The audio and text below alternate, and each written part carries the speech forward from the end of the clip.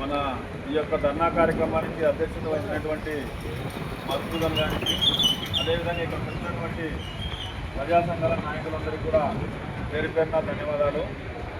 ఈరోజు రాష్ట్ర వ్యాప్తంగా దళితుల యొక్క సమస్యలపైన కేవీపీఎస్ అట్లే వ్యవసాయ కార్మిక సంఘం మిగతా ప్రజా సంఘాల ఆధ్వర్యంలో రాష్ట్ర వ్యాప్తంగా కూడా అన్ని దళిత పేటలను పరిశీలన చేసి ఆ దళితులకు ఉన్నటువంటి సమస్యలను ఈరోజు ప్రభుత్వం దృష్టికి తీసుకుపోయి ఆ విధంగా ఆ సమస్యలను పరిష్కరించడం కోసం ప్రయత్నం అనేటువంటిది జరుగుతూ ఉంది. అందులో భాగంగానే ఇక్కడ నన్నూరు గ్రామీణ సచివాలయంలో కూడా నిరసన కార్యక్రమం చేపట్టడం జరిగింది. ప్రధానంగా ఈరోజు దళితులకు సంబంధించి ఈరోజు ఈ గ్రామంలో చూస్తే నన్నూరులో 2 ఏరియాలు ఉన్నాయి. ఒకటి బంగ్లా ఏరియా, ఒకటి మారెమ్మ గుడి దగ్గర ఎస్సీ దళితపేటలో ఉన్నటువంటి పరిస్థితి. దాదాపు ఒక్కొక్క ఏరియాలో వచ్చేసి 200 నుండి 300 కుటుంబాలు నివాసం ఉన్నటువంటి పరిస్థితి ఉంది.